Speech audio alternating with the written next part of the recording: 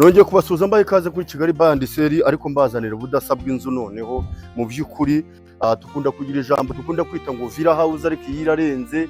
Ntabwo nzi ikintu uri bukoreshe. Ni ikizu kinini cyane, ariko ubwo utagira ngo wenda ifite ibyumba 20, ifite ibyumba bigeze muri 6, ariko yakagize ibyumba byinshi nk'uko nawe ubyibonera.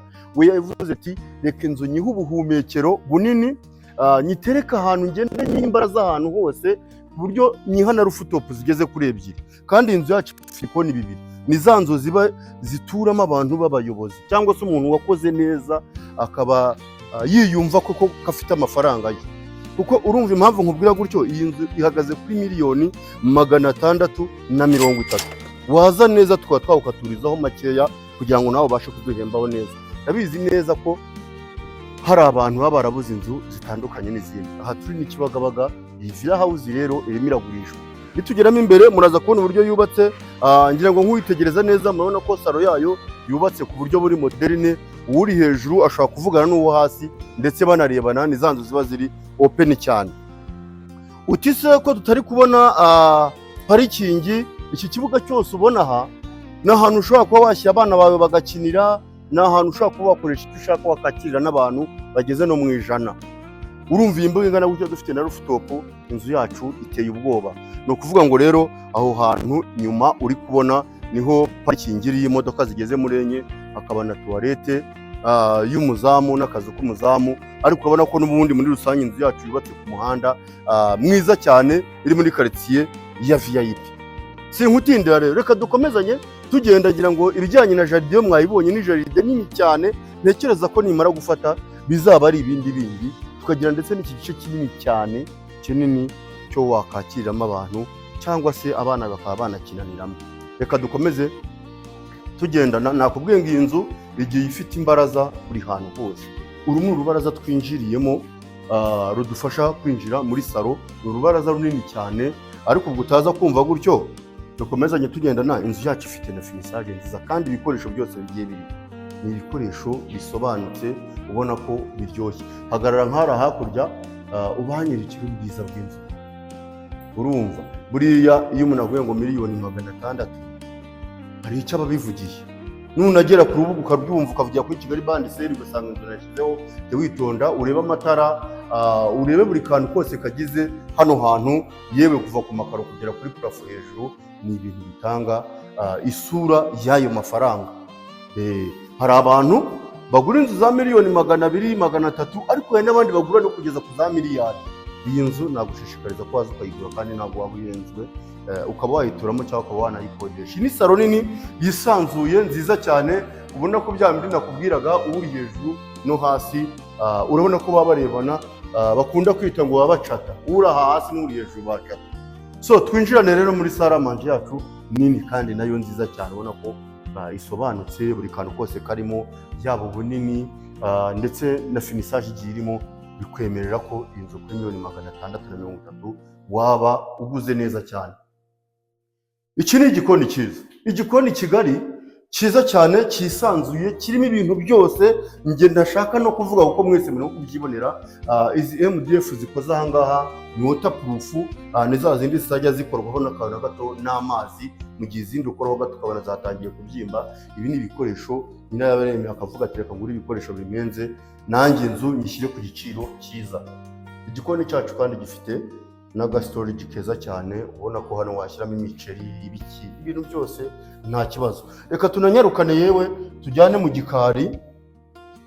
Uru ni urubaraza runini cyane ruri mu gikari, ushobora gushyiraho washing machine, ukaba byagufasha kuba wafura imyenda. Aha ngaha ni umwanya wo kuba wakanika iyo myenda munini nawo mugari, ubona ko wari uteguwe. Kandi hano tukagira umuryango winjira mu nzu. Urumva ko dufite imiryango 2 yinjira mu nzu uhereye mu gikari. Aha ngaha tuhafite igikoni cyo gutekeramo ibintu nk'ibishyimbo cyangwa isombe, inzu y'umukozi, dushe na toilette. Reka nkubwire, reka duhere ku byumba biri hano hasi, hanyuma tubone kuzamuka hejuru.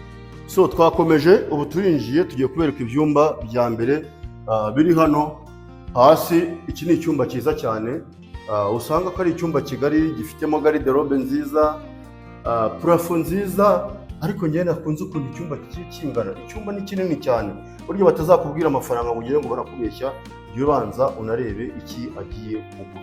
Iyi ni dushe na tuwarete, urabona ko irimo ibikoresho byiza cyane. Hari ababa bafite dushe nk'izi ngizi ari master bedroom, ariko iyi ntabwo ariyo.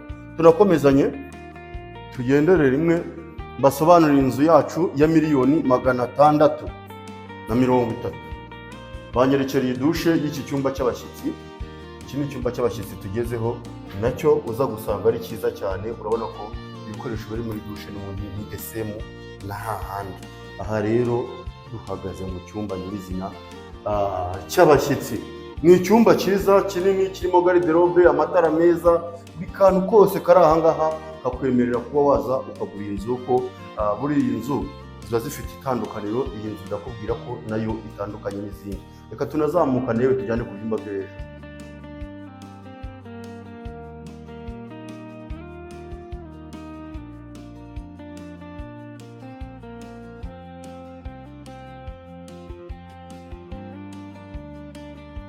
Aha twazamutse amasikariye yacu, mwabonye ko ari meza cyane, ari indakemwa.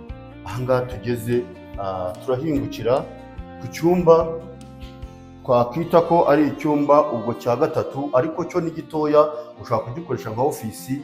Gusa impamvu twakise icyumba twe ni uko gifite na dushe na tuwarete yacyo. Urumva bikoburije kuba wavuga yuko n'ubundi ari icyumba nyine cyujuje byose. Dukomezanye. Iyo twinjiye aha ngaha murahita mubyibonera. Aha ngaha tuhasanga ubwiza mu izingiro ry'inzu, ubwiza bw'inzu. Ndebera izi garidevu zizitiye aha hantu hejuru, ku buryo umuntu uri hasi muri salo aba arebana n'uwo hejuru, kandi mukanaganira. Cyangwa se aha ngaha ukaba wanahashyira salo ya kabiri ntoya cyane igereranyije. Ariko ibi bintu ari ibirahure bifunze, hari amagaridevu, ari amatara, itara rijojoba riva hejuru rikageramo hagati. Iri tara ubwaryo bakubwiye ngo genda uribaze, wahita umenya agaciro, kuko iyo umuntu avuye $600,000 ibikoresho barashyizeho ubu byiyumvira. Aha ngaha rero tuhafite urubaraza rwiza cyane runini, narwo wagira ngo ni rooftop. Nakubwiye iyi nzu n'aha hari buri cyumba wenda akaba ari nk'ibyumba 8, ariko nyirayo yaravuze ati ngewe ndakora inzu itandukanye n'iz'abandi. Reka two gutinda aha ngaha tunagendane dukomezanya. Aha ni ikindi cyumba twinjiyemo ubwo cya kane, gifite dushe na tuwarete nziza, nayo ubona amakaro meza cyane. Ibikoresho byose birimo ni byiza. Hanyuma tukagira icyumba kinini kiri aha ngaha, nacyo buri cyumba cyose gifite dushe na tuwarete yacyo, kandi kigiye kirimo garderobe, kandi buri cyumba cyose gifite n'urubaraza. Ibyo ni ibintu byiza cyane udashobora gusanga ahandi.